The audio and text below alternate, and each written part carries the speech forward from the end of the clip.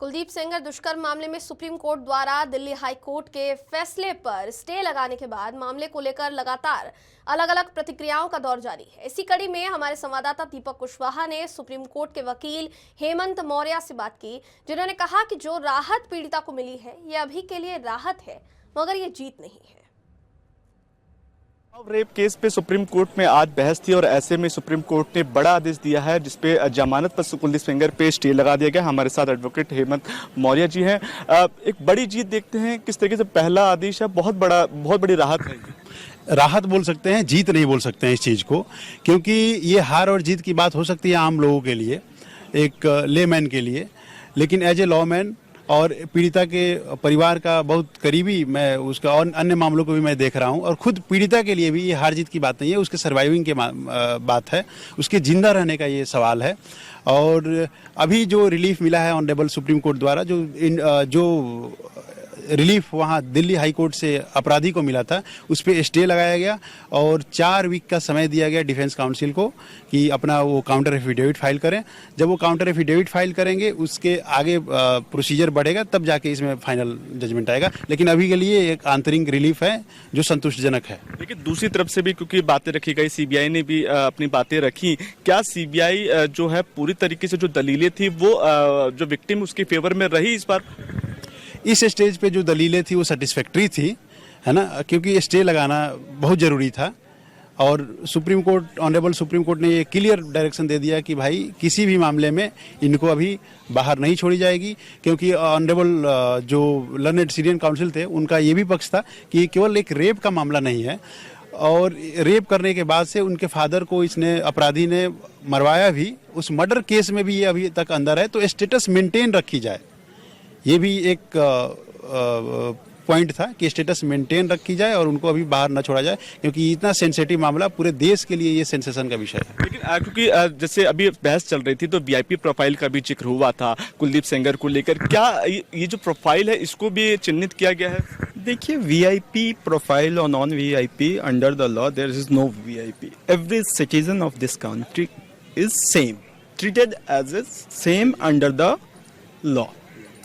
सो VIP वाला कोई point अंदर तो डिस्कशन में नहीं आया, और ये बेसिकली रिलीफ जो है हम सबों के लिए एक पॉजिटिव साइन है, साइन ऑफ होप है, पूरे हिंदुस्तान वासियों के लिए, पूरे देश की बच्चियों के लिए, बेटियों के लिए, बहनों के लिए। आगे अब इस केस में आगे क्या रहने वाला है, थोड़ा सा इसमें जो ये जो 4 वीक के बाद काउंटर एफिडेविट फाइल होगा उसके बाद बोलेंगे। आपका जो मेन भी कंसर्न था ये उसके पब्लिक सर्वेंट को लेके था, जो पूरे देश के लिए एक सोचने की और चिंता का विषय था कि भाई पब्लिक सर्वेंट के डिफिनीशन में एमपी एमएलए और ये जो राजनेता हैं उसका तो लूप होल्स उठा रहे हैं।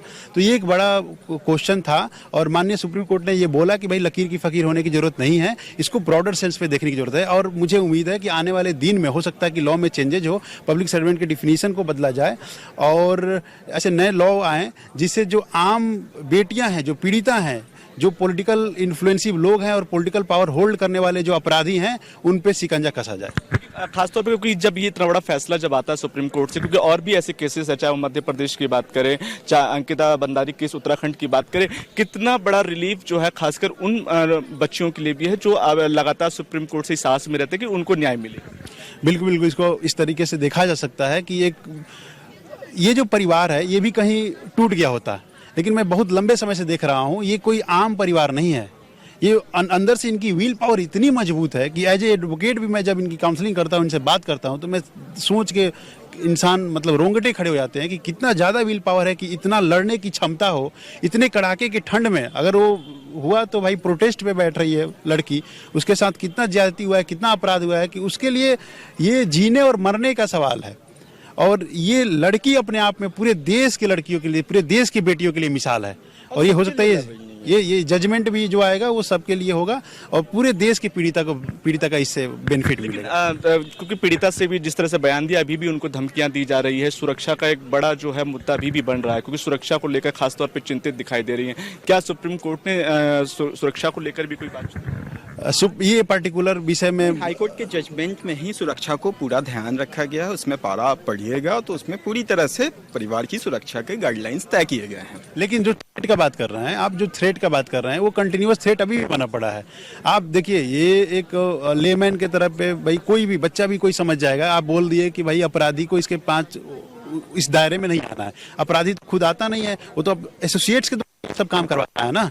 तो अभी भी कल का जो जंतर मंतर में प्रदर्शन था, इसके मदर के ऊपर हमला हुआ गुंडों के द्वारा, ये मीडिया में चल रहा है। कई मीडिया इसको दिखा रही है, कई मीडिया नहीं दिखा रही है, लेकिन ये सच्चाई है कि उसके ऊपर थ्रेट है। आज उसके परिवार के सदस्य का मुझे कॉल आया, चाचा का जो माइनर बेटा है उसको स्कूल से निकाला जा रहा है, बोला जा रहा है कि हम लोग नहीं कर सकते हैं क्योंकि ये मामला बहुत संगीन हो गया है और हमें अपनी थ्रेट की ऐसी चीज़ें निकल के आ रही हैं। उसके लिए भी हम लोग सेपरेट कानूनी कार्रवाई करेंगे। लेकिन आप देख सकते हैं कि ये परिवार अभी भी किस डर में है, किस डर के माहौल में है। और अपराधी अगर बाहर आता है तुरंत उसके एसोसिएट्स एक्टिव होंगे, उसके गिरोह एक्टिव होगा, उनका मनोबल बढ़ेगा कि भाई मेरे आका इतने बड़े अपराध करके सुरक्षित हो सकते हैं, तो फिर किसी को मारना ये तो उनके लिए आम बात हो जाएगा। और ये पीड़िता के लिए ही नहीं, इनके लिए बहुत बहुत खतरे का विषय है। इससे पहले जो एडवोकेट थे उनके साथ क्या हुआ पूरा देश जान रहा है। तो मुझे तो सरकार से गुहार है कि उनके अधिवक्ता को भी पूरी सुरक्षा दी जाए। क्योंकि जिस तरीके से लगातार उन्नाव रेप केस में लगातार एक से एक बढ़कर जो नए खुलासे निकल के सामने आए हैं, पीड़िता ने अपनी बात लगातार रखी है। पीड़िता लगातार ये कह रहे हैं कि सुरक्षा के लिहाज से जो है उनके परिवार को, उनको जान का खतरा है। लेकिन दूसरी ओर क्योंकि एडवोकेट्स भी ये कह रहे हैं कि ये जरूर सुप्रीम कोर्ट ने स्टे लगाया है, लेकिन ये पूरी राहत नहीं है, इसमें अभी और भी चीज़ें बाकी है। जब सुप्रीम कोर्ट में तमाम दलीलें जब रखी जाएंगी और उन दलीलों के आधार पर इस पूरे केस को जो है वो देखा जाएगा। लेकिन खास तौर पर अगर एडवोकेट्स की बात करें या पीड़िता की बात करें तो वो कह रहे हैं कि सुप्रीम कोर्ट से हमें एक बड़ी आस है और हम ये चाहते हैं कि कुलदीप सेंगर को जो है वो फांसी की सजा हो।